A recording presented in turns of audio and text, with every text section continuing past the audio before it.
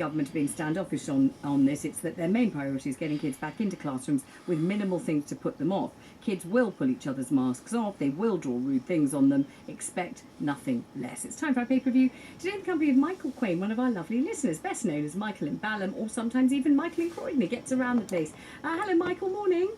Morning, Vanessa. Thanks for doing this for us. I'm looking forward to it. Excellent. I'm very honoured and great pleasure to be invited. Oh, it's an adornment to the programme. We're very glad to have you. Thank you very much indeed for making the time for us. Let's kick off with your first choice of story. In fact, I've just been reading it myself. It's in the Daily Mail today, and it's TV historian David Olusoga who says racism in broadcasting literally made him clinically depressed. He felt so distressed and alienated and everything else as a result of what he says he encountered in terms of racism in the industry. And why did you choose this story, Michael? Well, I kind of have first-hand experience of this. I used to dabble in a bit of acting years ago in my early 20s, and I'd done a couple plays at the BBC. And I remember we used to do improvisation, so I remember I wrote a rap, a history rap called The Truth. And I basically told the truth about history in it. And afterwards I was told, oh yes, that was wonderful, Michael. But do you think you could make the truth a little bit less than it is? So could you water the truth down a bit because it's a bit too searing, a bit too honest? Subtle enough. Well, you know, there's that quotation from T.S. Eliot: mankind can only bear very, very little reality. You know, there's only a limit to how much truth anyone can actually stand. But it's amazing to be told that. But why did you think that was about race rather than just about an inability to stand the truth? Because it was a historical rap, right? And it talked about Moses and Cleopatra and all kinds of things that people didn't really talk about, and it was saying the truth. I know it's the truth. It kept saying it's the truth, and then the director said, there's a little bit much truth in that. But I had another occasion where I used to be like a chauffeur at the Daily Mail. Yeah. And I wrote a script called White Skin, Black Blood, and I gave it to this lady who I used to pick up, and she read it, and she goes, Michael, this is fantastic. I've got a friend at the BBC. She's looking for ethnic scripts. I'm going to give it to her. So she passed it on to the lady.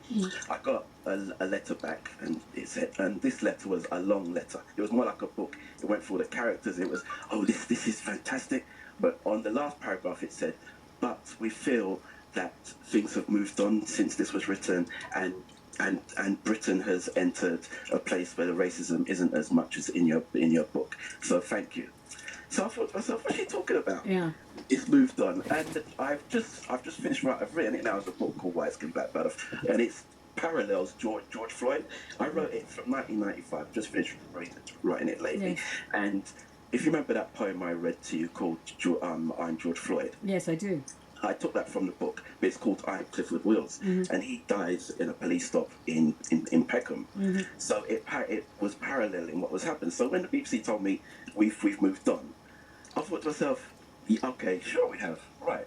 And now I've been proved. I don't want to be proved right, but all the things I wrote about are happening now. And also, there's something about white people telling black people from any other minority group that things have moved on. How on earth would you know? For goodness sake. Exactly. How could you possibly be the definitive voice on that? Surely that would be impossible. It wouldn't make a word of sense, would it really?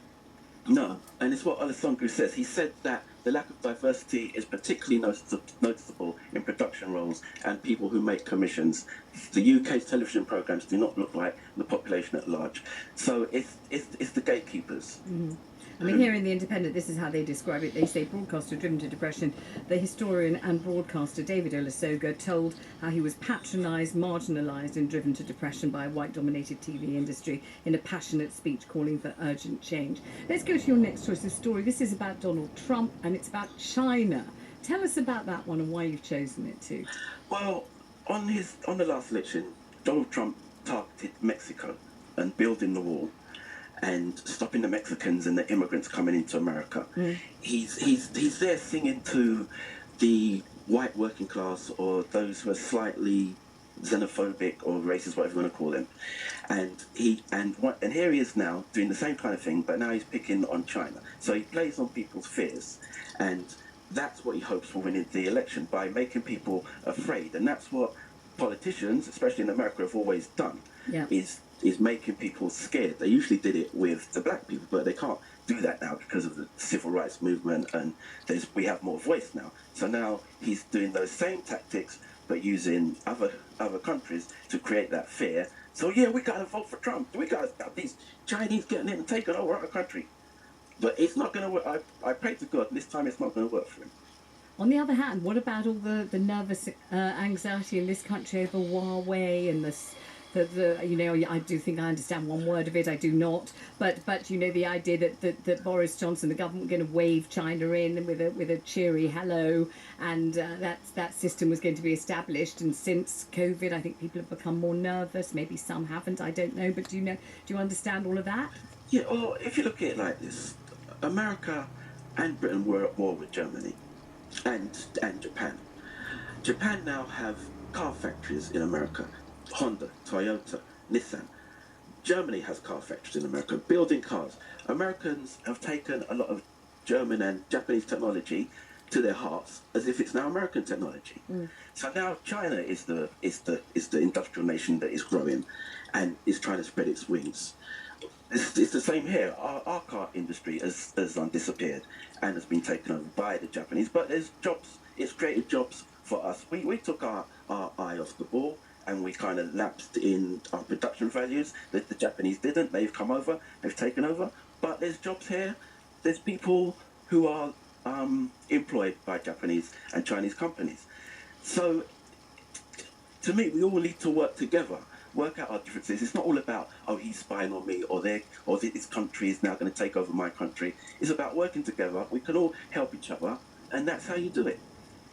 Sounds like a Coca-Cola advert. Absolutely delightful. We'd like to teach the world to sing in perfect harmony. You're probably too young to remember that, but I'm not. Oh, you do remember it. There you go. Absolutely. Of course I do. Oh my God, the new Seekers, for God's sake. Let's go to the next one. This is The Guardian. It's poor old Usain Bolt. Is he lying in bed in the pictures? He looks a bit miserable, doesn't he? Yeah. He's having COVID symptoms, but this is after a really wild party, which looked like tremendous fun and a terribly bad idea, didn't it? Well, Usain thought he was fast, but COVID said, Usain, you ain't fast enough. God, poor thing. I think he's going to be all right. Yes. So it's caught him now, and he's I think sometimes we think, oh yeah, it can happen to others, but it's not going to happen to me. Or so you take chances because that only happens to other people. So I know there was a tennis player, Djokovic, who threw a tennis tournament during the middle of this COVID. He ended up getting symptoms, and he apologised. So Bolt didn't organise this party. It was a surprise birthday party for him. He went, but obviously when you have a party, you can't keep 6 meters apart from everybody, can you? Well, that's why you're not meant to be having a party. That's the whole point, isn't it? Do not have a party, because if you do, you'll end up, in a disinhibited state of having an actual great time, which you're not supposed to be doing, all over somebody else, who will then sneeze all over you. The next thing you know, you'll be Usain Bolt in the blinking papers, lying in bed looking very sorry and miserable, won't you? Says, I'm having no symptoms, so I'm going to quarantine myself and wait on the confirmation. But Raheem Sterling apparently was also at the party. Yeah, so he really should be quarantined. He's Manchester City forward. He needs to, like Bolt says himself, that all those who are at the party need to put themselves into quarantine. So we have to watch what's going to happen with Raheem Sterling. Okay, what is the moral of that story? The moral of that story is, don't take your eye off the ball. This COVID is still out there. You still need to be cautious. It can get the fastest man in the world, so it's going to get you, and you can't even run up the road anymore. I don't know why I'm laughing, and I hope he doesn't get it. I mean, he looks really kind of a bit rueful, doesn't he? It's not an expression we're used to seeing on Usain Bolt's face. If you haven't seen the picture, have a look at it, because it's really something. And your next choice is a royal courtier who has written a book. And tell us about which book is this, because there are many royal books circulating at the moment, aren't they? This is in the Daily Express today. There's extracts in, I think it's been serialised in the Sunday Times, right? And it's about whispering in the corridors about Meghan and Harry, and how William kind of warned Meghan. He said to him, you need to, what do you know about this girl? Be careful about her. You don't know too much. But they've both developed. They've both been blindsided by lust, as they say, Blindsided by lust? How dare you? How dare you? Think I asked you on this programme to use phrases of that kind? My goodness me. At this hour of the day, it's 7:56.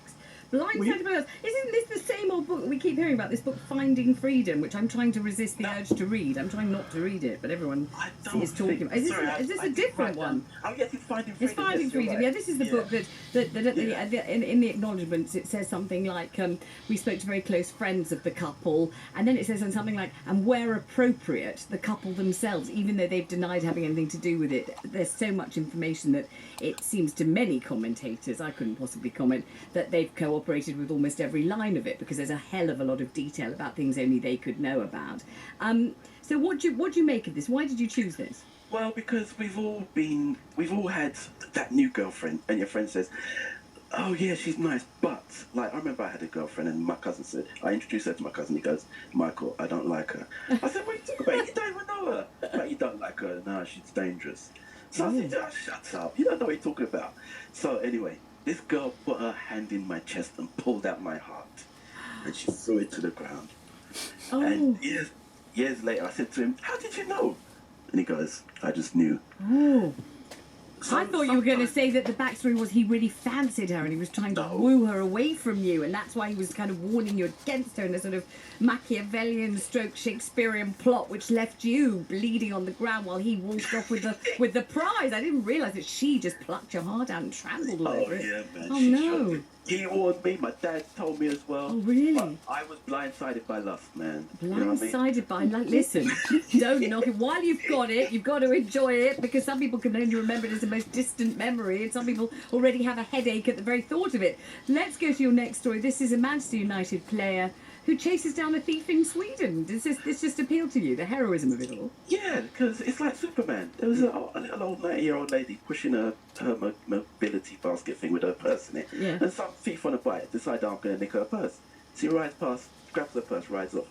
Little did he know there's a Premiership footballer just behind. So this footballer takes after the guy on the bike. So the guy on the bike's riding, looking back, and the footballer's still running. Now, these Premiership footballers run 6 miles a match on average, yeah? Mm. So this cyclist eventually just ran out of steam, and the guy just pinned him to the ground, held him there till police come, and he said, well, the guy's called Victor... Yes, Victor Lindelof. Victor Lindelof, yeah. And he said, well, I just did what anybody would have done. Really? Maybe about 20 years ago I would have run after them, but now I can't run to the lamppost. Quite like that story, but I still like the blindsided by lust better. It's just the use of the word lust, which we just never get since COVID. No one ever mentions lust. I don't know if anyone feels it, but nobody ever mentions it. Thoroughly enjoyed talking to you. Michael Quain, that's one of our lovely listeners known as Michael in Ballamore, even Michael in Croydon, reviewing the papers for us. What a pleasure. Coming up on the programme, what have we got? Head teachers say there's a lack of clarity